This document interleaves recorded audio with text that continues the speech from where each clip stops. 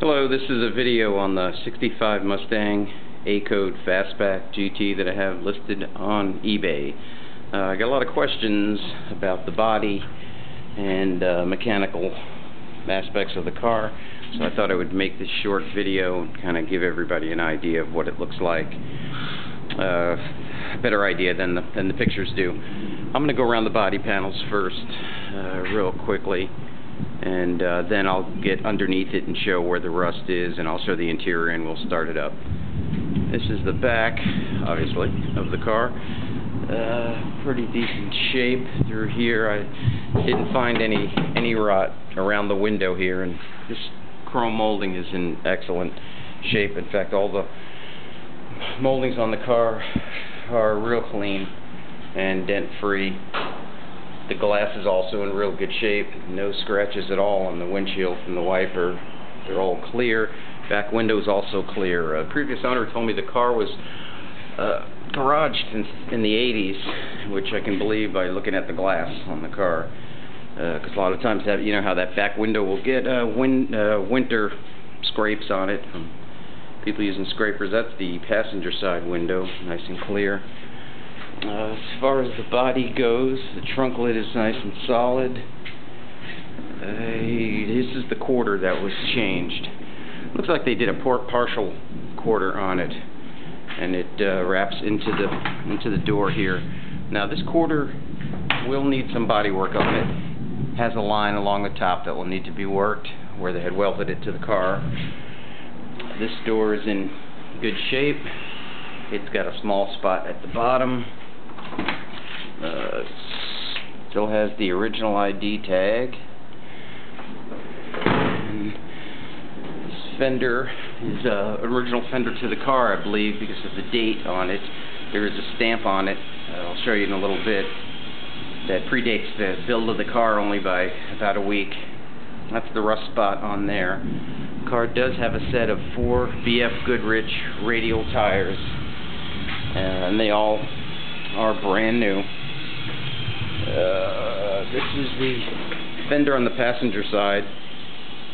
It's a little worse than the other side. A hole at the bottom. You notice these primer marks on the fenders. When I got the car, I was curious if it was a real GT or not. So I took some sandpaper and I sanded that spot there on both sides just to see if the Mustang 2+2 emblem was visible, and it wasn't there at all. There were no evidence of it being filled in.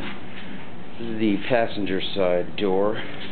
It's solid, with the exception of a little hole down there.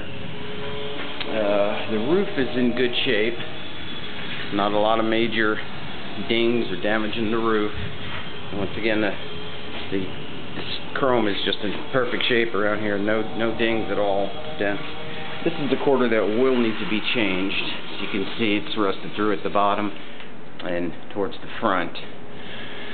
When I got the car, I was a little curious about, there was an emblem here that you'd see on a standard car that wasn't an option for the GT. But when I removed the emblem and saw the holes behind it, you can see how large they are. Somebody drilled them, and it looks like you can see a little marker where they actually, but it made a template where they could see where to drill them at. So I think somebody added that piece later. You know, I don't know why you would. Let me show the inside.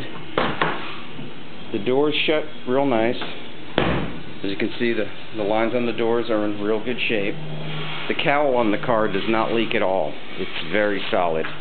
If you know these old Mustangs, you know a lot of times you'll have a problem with the cowl leaking on your feet. This one is completely solid. I checked it out. When I pulled the gauges out to look, I checked to make sure. For the driver's side door, shuts nice and tight.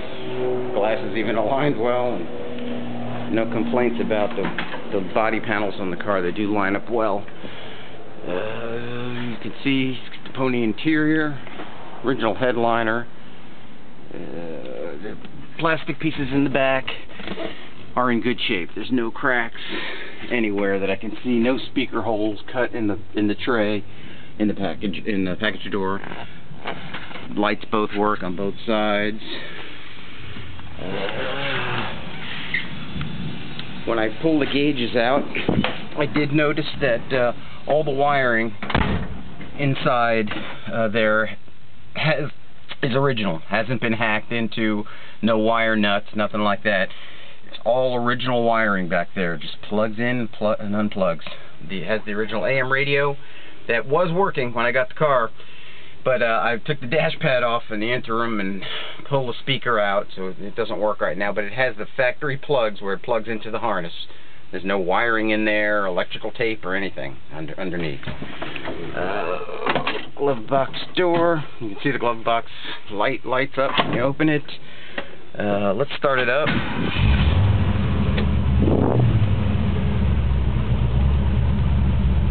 It's got a new exhaust, new Dynamax dual exhaust, which sounds real good on the car. The horn works. The temperature gauge works. I did warm it up a second ago because I wanted to give it a rev. I don't like to rev a cold engine, and I wanted to just let you hear how strong the motor is. Now, I was told by the person I bought it from that the engine's been rebuilt, has new valve guides, new seals.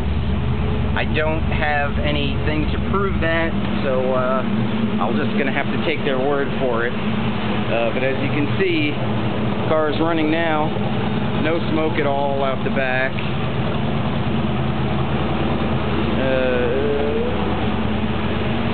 Let me pop the hood. Get a look at that engine. The hood is also very straight. Get in there with the light.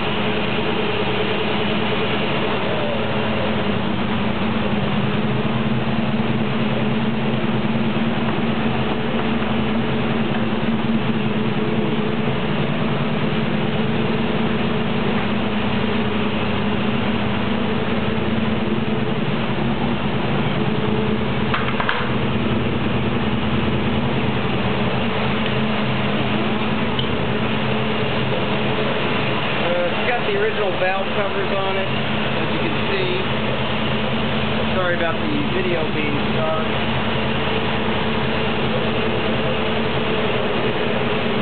Drop light here, I have a little light. Put the original valve covers on. You can see the shock towers are all in good shape.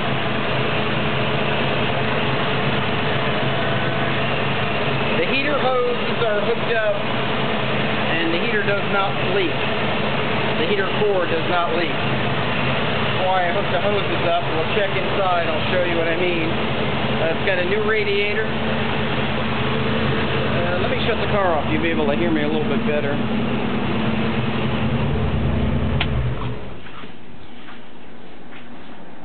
A new radiator, new 4-barrel Holley carb. It's been detailed in here, cleaned up. Power steering pump. Power steering works great on the car. Like I was saying about the cowls, you can see along here there's absolutely no rust through. And a lot of times when they're bad, you'll see a seam. That seam will separate. That's actually in real good shape there. The date codes on the fenders. Here is the VIN code. I hope that comes out, but I do have it listed on there. This fender here was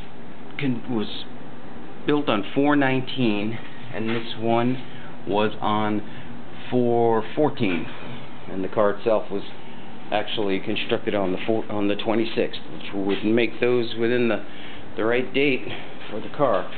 I want to climb underneath and get a picture of those the rust spots. We'll take a look inside the trunk as well.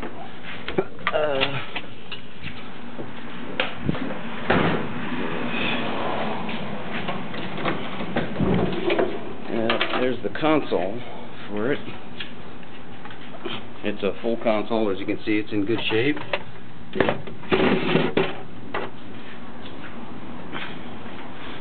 No cracks at all in it. Still has the original wiring. That's the lower quarter. It will need outer wheel houses. But the trunk floor looks like it has been patched. Somebody has patched it and done a homemade job.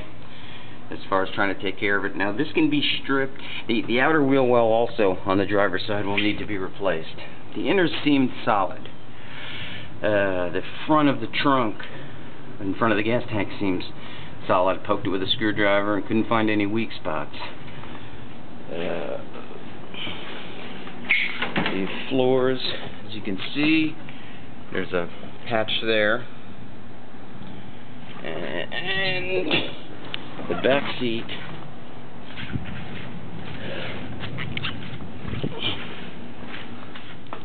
floor is solid. Back side is solid. There is a small hole on the passenger side floor, and there's also a hole in the front footboard area.